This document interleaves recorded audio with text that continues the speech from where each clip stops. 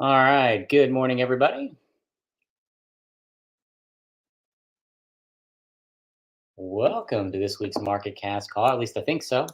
If you wouldn't mind just chiming in, let me know you can hear me all right and you can see my screen. As you obviously know, we are moving over to StreamYard here. So, got a few more little bugs to work out, but for now, we think we've got it set up good enough to get us uh, on the road today. So, can everyone hear me all right?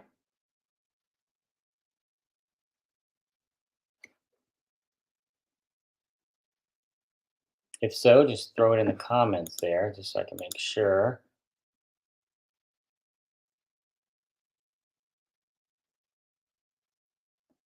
And all right, good. As many yeses as you can throw in there, because again, this is our first time running this through. We've already got a few things we need to work out. So I just want to make sure. I know some of you have been coming here and tuning in for years and years and years, but we have to work on. All right, good, awesome, good to have all of you in. Yeah, this is the way we'll be doing it for the market cast calls, right? So we'll stick to the VTFs for the trade services. So obviously coming back for smart trades. I believe we chose 10:30 on that one, and yeah, let's see what happens if I post. Can everyone see each other's comments? Can you see each other's comments?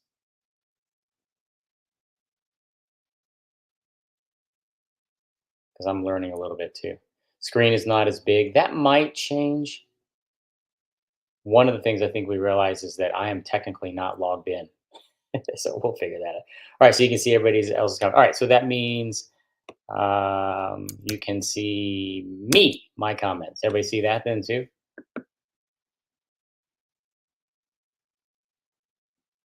And we may leave it this way. Obviously, in the VTFs and everything else that I put on, I kind of keep the chats private. That way, everybody can feel comfortable asking questions that maybe I don't want to sound stupid, that kind of thing. But yeah, we'll figure out the screening. Like I said, we got a few. Nothing on YouTube. You didn't see where I just so real quick. I'm gonna pick one person here. I'm gonna go with. Okay,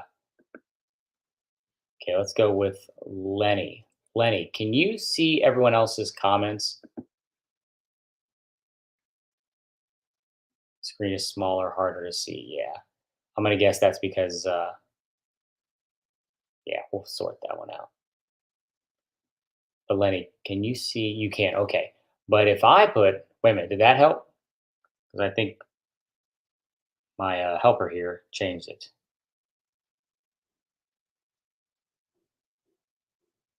You can see. Okay, great. Did the screen just get bigger for everybody? Yeah. All right. Cool. Hey, Paul, how are you? Eric. All right. Good. And please bear with us. We're working out some. All right. So that's better. All right. Cool. And I think one of the things is um, I accidentally brought myself in as I guess, a guest is what it seems versus presenter. So we'll sort that out. Um, got to sort out. I had a picture of me, but I can't. We'll figure it out. We'll get it together. Still needs to be bigger though. All right. All right. Now, real quick, Lenny, I'm going to type in your name, Lenny, in the comments. Are you saying you don't see that? I always like to figure out what you guys are seeing, what's happening on your end, that way I can.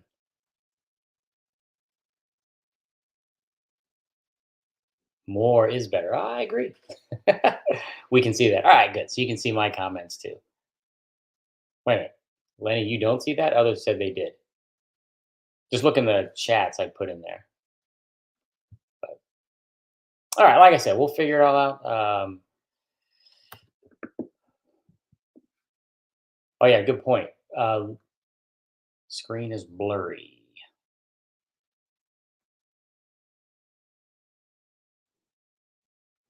Well, we'll see how this goes next week. Okay, Brian.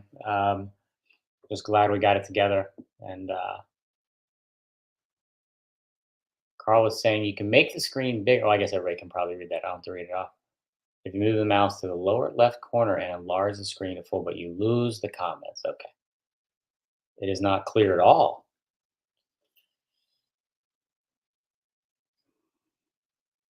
Yeah, remember, yeah, my name doesn't show up as Christian, it shows it's CMT stock coach. So that would make the difference.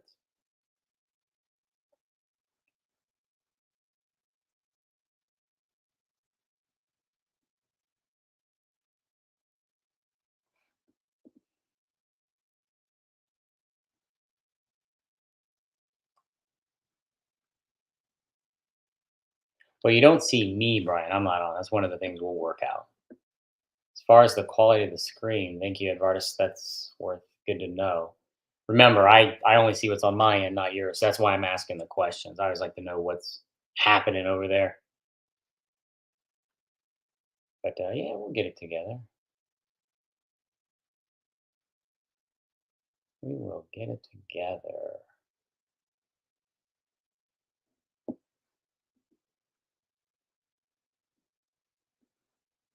Yeah, I changed this once before. If you're talking about the uh,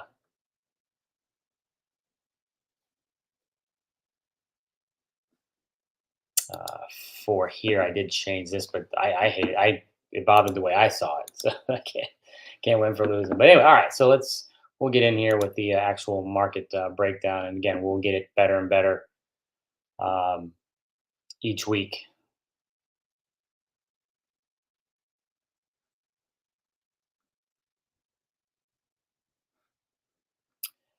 Brian, I think you can make some adjustments on your side because everyone's saying they can make it out. It's just not necessarily great. So if you can't even make it out, maybe you can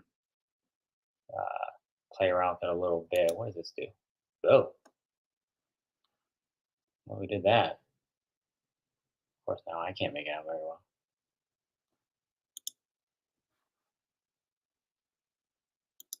Well, that's real big.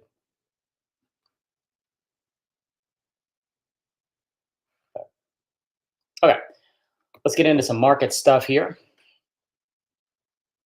And yeah, I'm gonna guess one thing that'll probably solve a few issues is if I come in as um, the host or presenter or whatever the terminology is used with this thing. But all right, so let's talk about the market. Let's see. I wonder if I can. I'm hesitant to switch around with play with things today. Um, just read out the numbers. Chart is clear enough for discussion. Yeah, I'm gonna guess that's the case. But yeah, well, and again, we'll improve it each week as we sort out some of the things. I've been on this platform as a guest before, but as far as operating it myself, that's where we'll have to work some things out. But okay, market wise, and like I said, I was kind of hesitant here to switch up screens, but um, one of the things when we talk about the market here, one of the things that is just, I guess you could say, annoying is for me is if you think and like I said, we'll pull this up. I wish market breadth, at least as measured, and again, as we've talked in the past, there's any number of ways to measure. Um, yeah, Dr. Joe, you're talking about Think or Swim. Yeah, I assume that's what you're referring to. I did that once before, and it looks super duper weird to me. But if I remember correctly, it's where was it? Somewhere. Nope, where was it? I remember changing it. Somebody asked me to change it once before, and I did. And I remember where I changed that.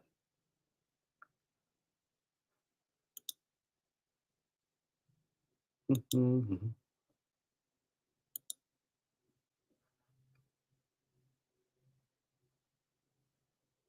Wow, that was a while ago. Well, I'll figure it out later. I remember where I did that though. Well, anyway. But yeah. If somebody asked me to change that once for a coaching session, and I changed it, and then I couldn't see. I was having trouble. Figured it out. Uh,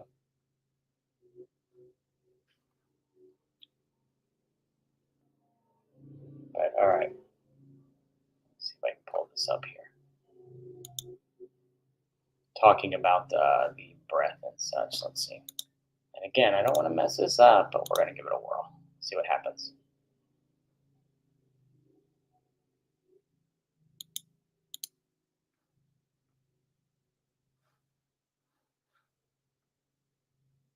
I'm not going to. Matter of fact, I'm going to leave it alone. I'm afraid to mess with it. I'm afraid to touch anything. But for those of you who've been on the calls week in, week out, I've been showing, and again, it's only one of a gazillion measurements when you look at and you think about market breadth, but we just kind of try to be consistent. Um,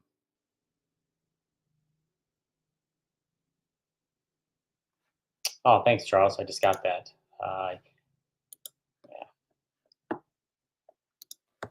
And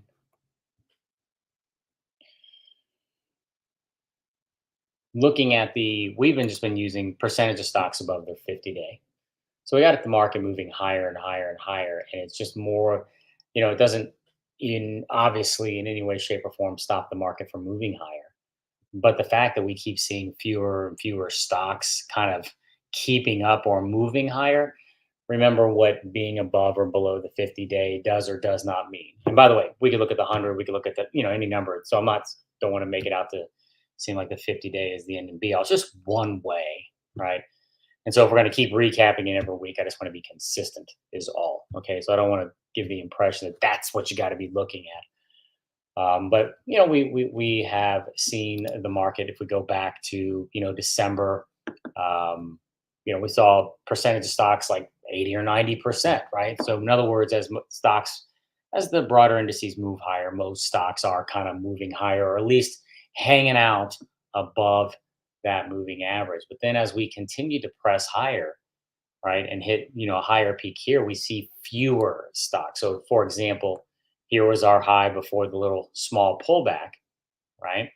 At that high, we had, let's see,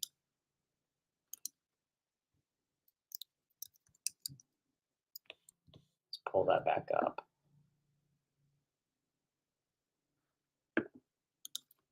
And again, do encourage me to remember this is our first run with this. So just like with the VTFs and everything, we'll get it better and better. All right, so if you go back to December, and again, just using this one measurement, we had roughly 86, 85-ish% of all stocks were above, right? So they had to have moved higher or at least held their ground, right? Well, then you go to the peak we had again right here, right? End of March, beginning of April, hitting all these wonderful new highs, right? But at that point, we only had about 65% of stocks were above. In other words, they had to have fallen, not went higher, let alone hitting new highs. Okay. Now you go back a couple weeks ago when we broke to these new highs, we only had about 60%. Last week, we finished up, right? So you got the S&P hitting a new intraday high.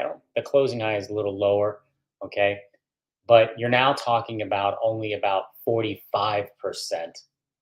of stocks above their 50-day. And as of Friday, barely over 40, right? So again, I'm not going to mess with this thing since I don't quite, right, want to mess with things. Um,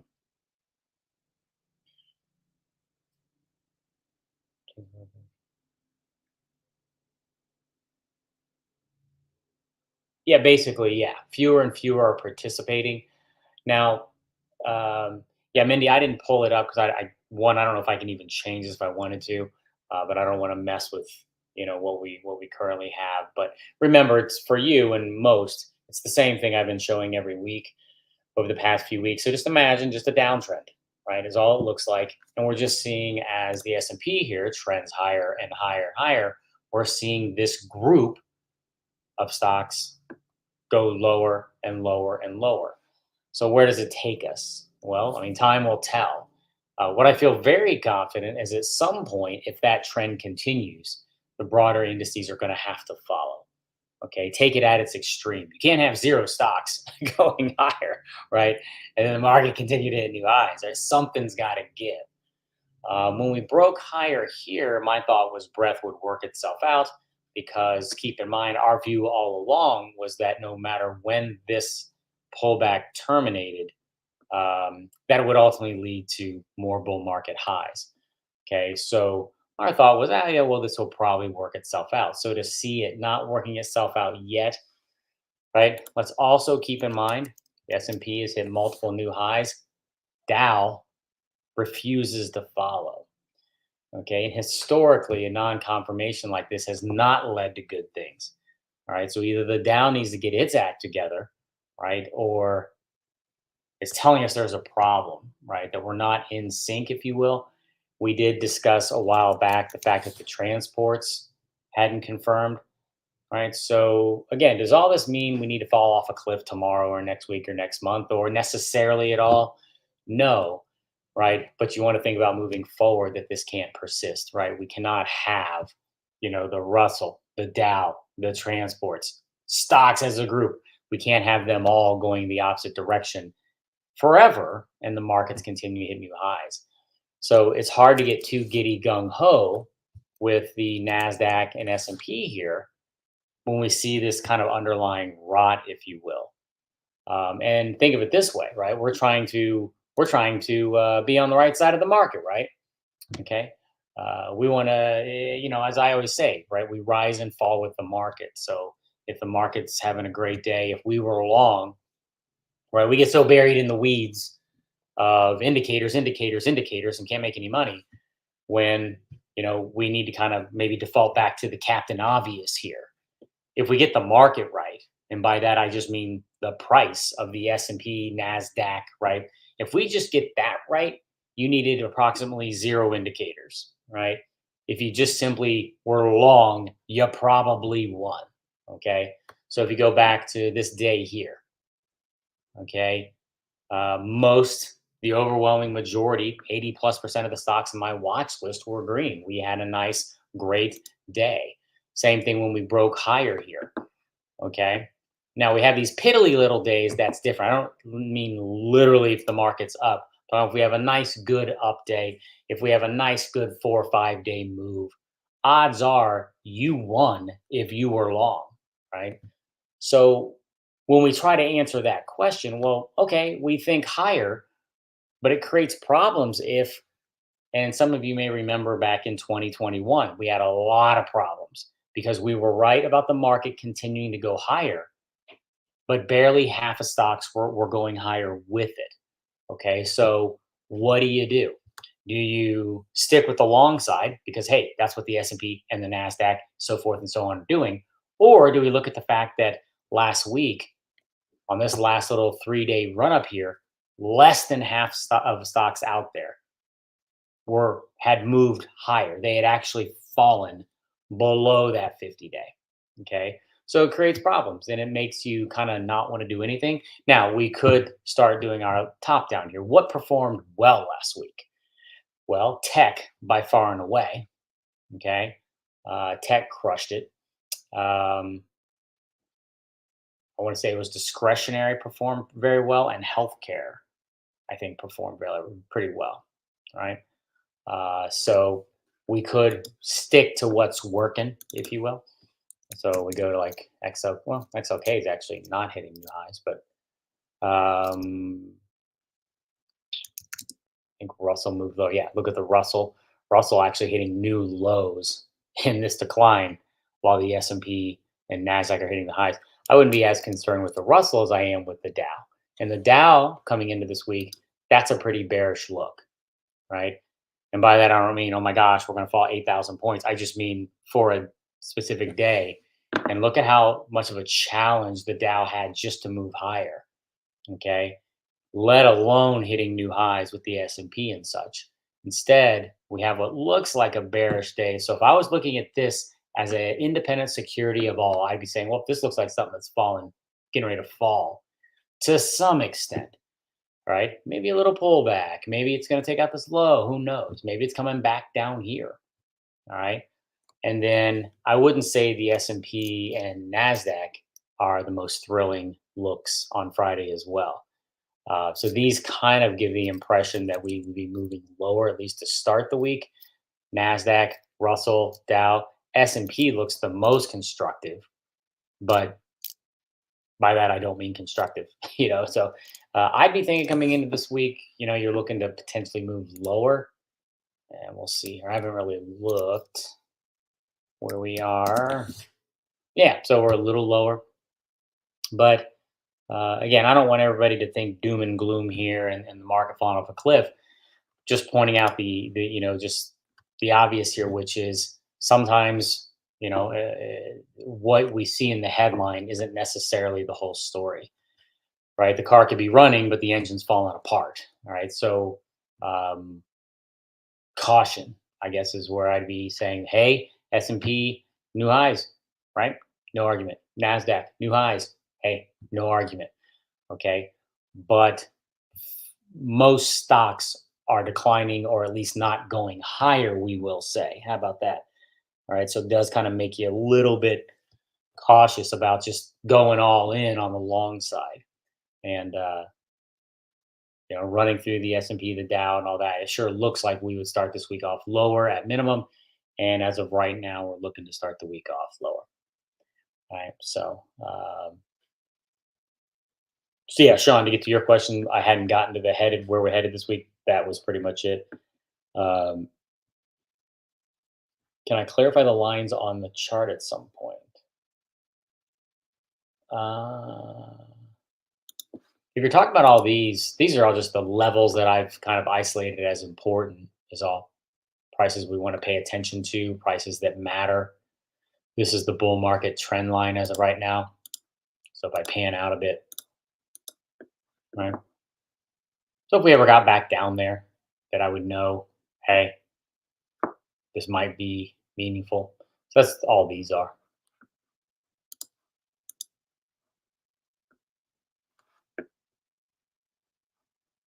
All right. So any market related questions?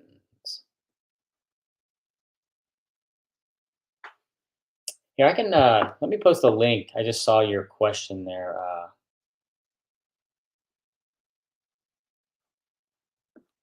Did my screen just disappear? I didn't touch anything. I didn't do it. Oops. Here, I can send you the link to that. That'll take you to what I'm looking at here.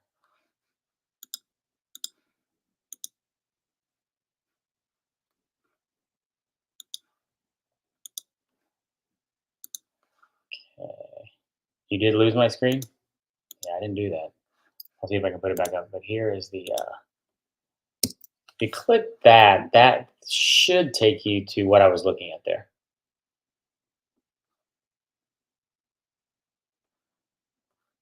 Okay, let's see if I can.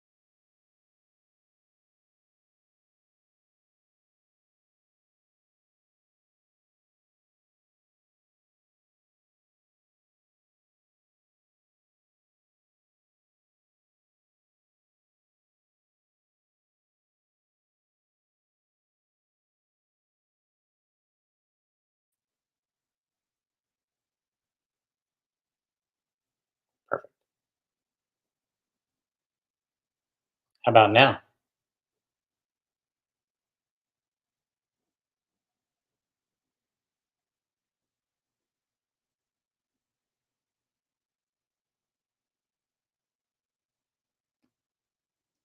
You can hear me now, Z?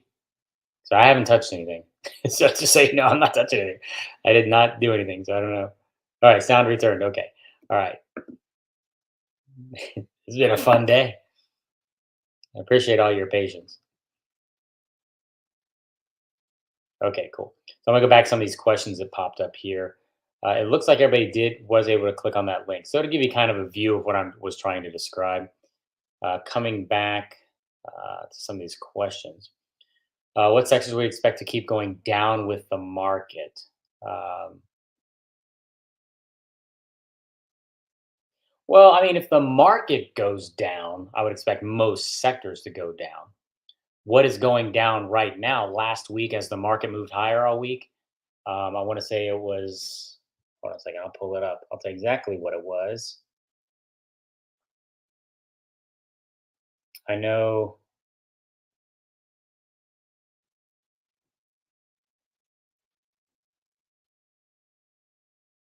I want to say utilities had a bad week. Let me see. Actually, had it.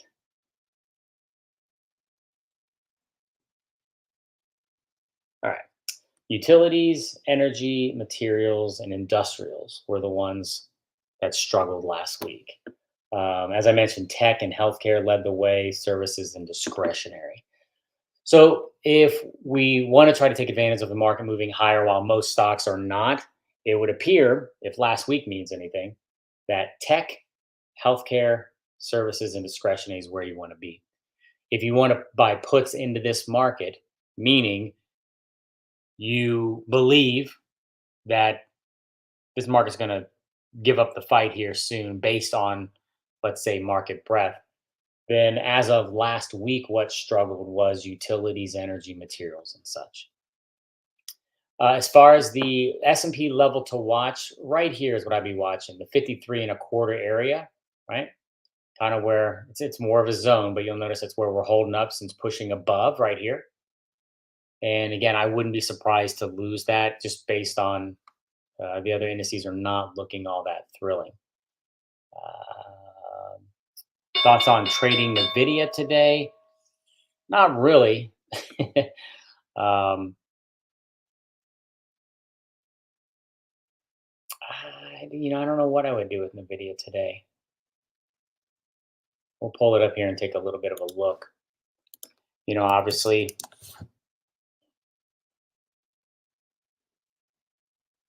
I remember studying um, splits, and one of the things, there was the kind of the pre-split run up, and then there was the post-split depression.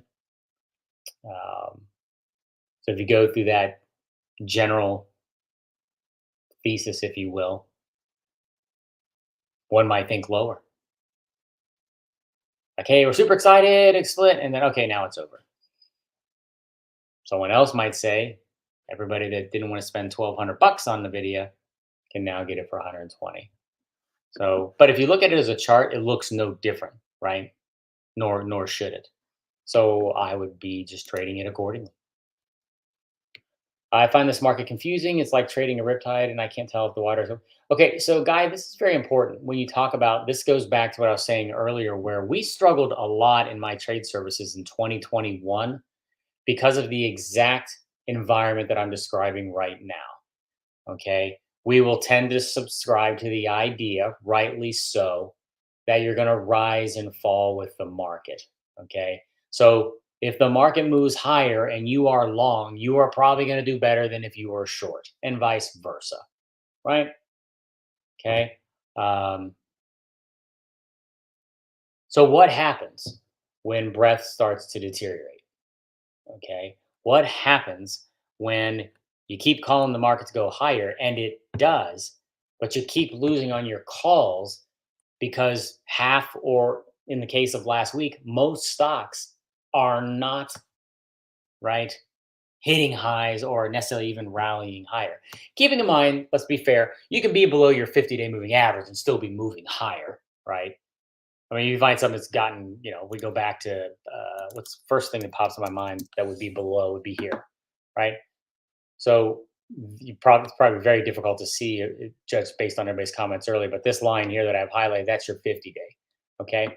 So here's Bill. It's kind of moved higher off $49.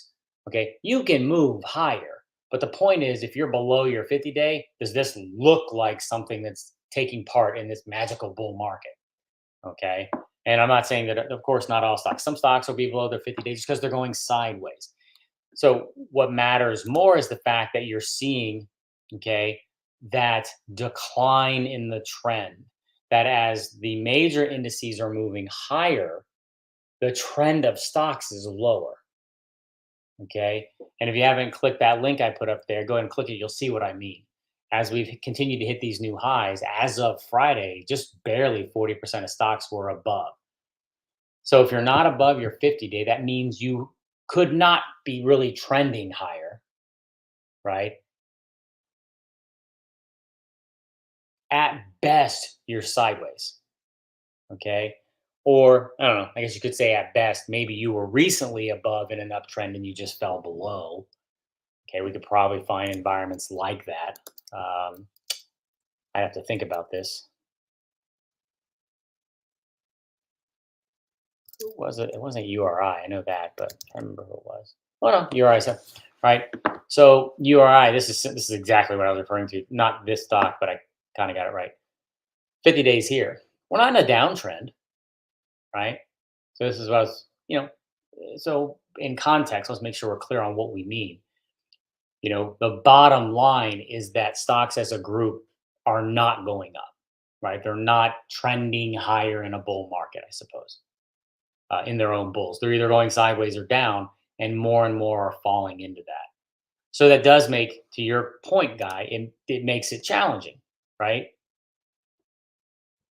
It's like you can't win for losing. I don't want to buy puts in this market, but hey, most stocks are not going higher. I want to buy calls because the market's going higher, but darn it, most stocks aren't, right? So it does. It absolutely creates that type of environment. Um, you mentioned your analogy. The analogy I was giving back in 2021 is, especially too, when you talk about low volatility, I think most traders would probably agree that they prefer some level of volatility.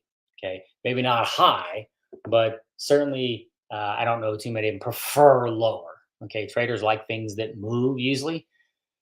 And when you get that low volatility type environment where you're just not doing a whole lot, and again, if you go back to the market, we're not doing anything compared to quote back in the day. Think of the bear market. Heck, think of even back in this stretch. We're getting some pretty good moves. Now we're just kind of, it's real piddly, not a whole lot happening. So think of like being out there in a pond of water. There's like a bunch of boats just kind of just drifting, and all it takes is a frog to jump in the pond over there and it makes that one boat move, right? But nobody else moves. This boat drifting there. In other words, there's no real current taking all the boats in one direction. And so that's kind of in an environment like this where it doesn't make our job easier. All right. Because you just don't know who's going to float. Because we would say, okay, let's go ahead and buy calls on the ones that are looking good. And then the next day, magically, the entire financial world decided they didn't like that stock. Loved it the day before, right? It's like you just couldn't, it's like whack a mole was what we were calling it back then. You just didn't know what you were going to get every day. So I would say that experience, guys, makes sense, you know? And so you can try to trade it. One of the ways we try to trade it and mitigate it is by, trying to hedge and or strangle.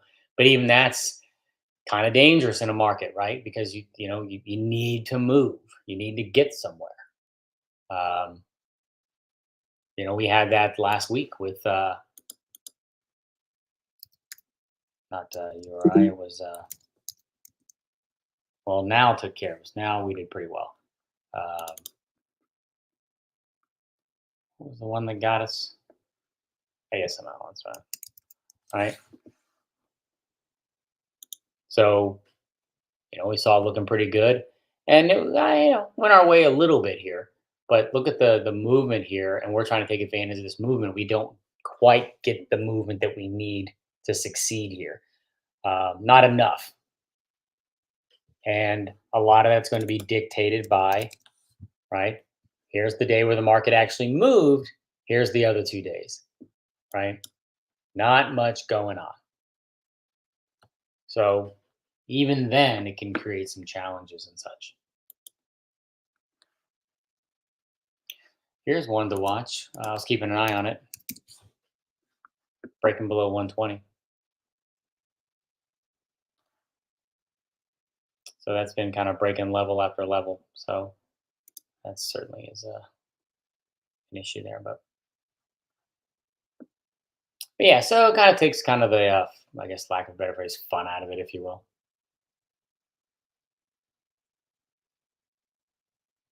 And nothing wrong with doing nothing, you know. So like I said, this week I'd be expecting a little lower. Um, you want to be put it in context. We just hit new intraday highs Friday, new closing highs 2 days before. So you kind of want to be careful, and definitely not saying go in all puts. But when you look at that, I think that it's not as easy as saying, well, wouldn't want to be short in a bull market hitting new highs. Well, not all bull markets hitting new highs are created equal, is what we're kind of establishing and recapping today, right? There's a big difference between when you go back to December and 85+% of stocks were also, moving higher versus now we're seeing half that. Okay.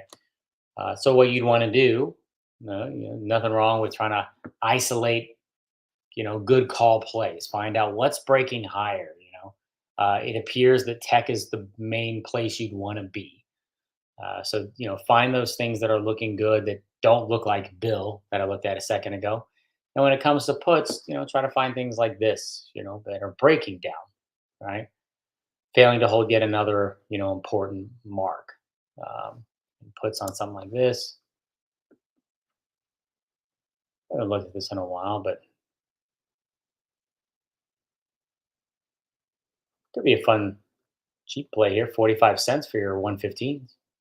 Here's your 119s. So you can go kind of cheap. 117s are only about a buck.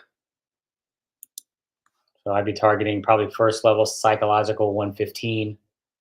If we look back here, there isn't a whole lot to go on. I would assume the stock eventually tests its low here and takes it out, but at least tests it. Yeah, as you can kind of see, the 125 down to 120 breakdown. I'd be thinking maybe 115. All right, so if you get in the 117s for now 85 cents, that could be a decent 118s, about a buck and a quarter. All right, so that could be good. Otherwise, let's take one more look here.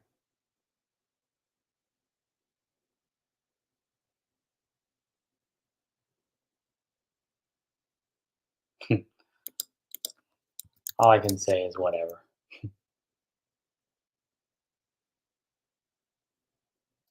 We were along this.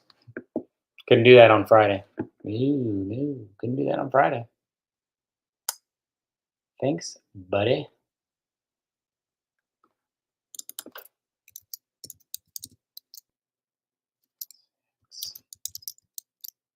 Yeah, well, there's the Dow. Like we said, right? If we looked at the Dow, it looks like a security that's getting ready to head lower, right? Moving lower. And maybe it just pulls back to, I don't know, the 38.5 shelf and then kind of gets going a little bit. Um, Russell, looking pretty rough.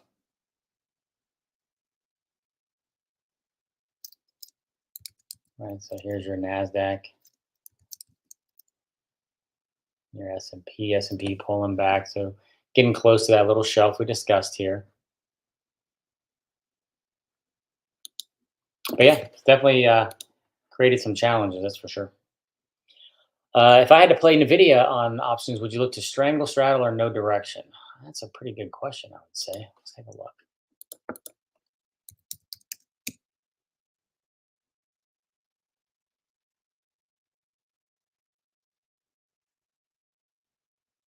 A little bit of a momentum divergence there as well. Guess it depends what we could get here. And to me, it kind of always comes down to that. What kind of risk reward can we get? You get a great risk. Let's say you I don't know. Let's say you ranked your trades 1 to 5. You know, one being the best, five being the worst. You know, like you like all of them, but so I'm not saying five being a bad trade. Let's say you have these trades and there's just varying levels of degree of how much you like them. I like this on a one. This is a top one. I like this one, but it's a five. Well, I might be more interested in a five than a one if the risk reward is infinitely better, right? And that's where you're exchanging probability of successful trade for higher profitability trade, if that makes sense. So here's your straddle, right? If you want to write out, it's going to cost you $6. So if you did that, so just to get to break even, you got to take out the high, or you need to come down below 114. That's just a break even. We don't do too many straddles, but they obviously take getting wiped out off the table.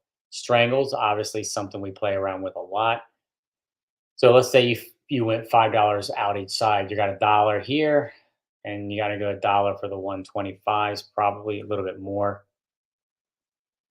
So even that's not super appealing, to be honest with you.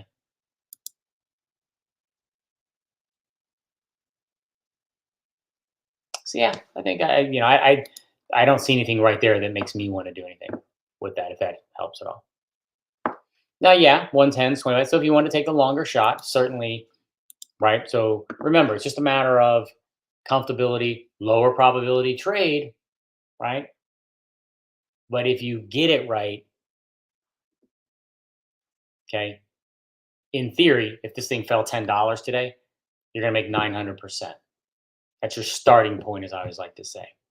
Odds are that's not gonna happen, but let's say you can fall $10 this week, odds are very high you profit, right? So if you want to take a shot, that could be fun. I mean, I might bring it up a hair, just come to 111s, just so you're not on the clock. Or, it doesn't matter when you get to 110, you just get there, is what I mean. So, but, all right, so yeah, so I'd be expecting lower. I proceed with caution. I'm not a big fan of that non-confirmation between the Dow and the S&P. For the old school folks, Dow transports and Dow momentum divergence. We've talked about that, the big weekly divergence on the Dow in particular, right? Um, the breadth, at least as of measured, with the 50-day. So it's just not the most awe-inspiring move here. So just keep that in mind is all I'd say. Not saying don't go long, just saying keep that in mind, when you're trying to decide what you want to do here. We'll throw in a video back. We'll throw in a video. I can't believe CrowdStrike is doing that today. You couldn't do that yesterday. Really, guy? But all right. And then, like I said, we'll figure this out. We'll. I think the big part of the problem might have been the fact that even though I've kind of followed the path here, that I'm not actually logged in, and that might be why how we solve some of the issues there. But other than that, okay, we'll do it again next week, and we'll do it better. Otherwise, everyone, have a great week.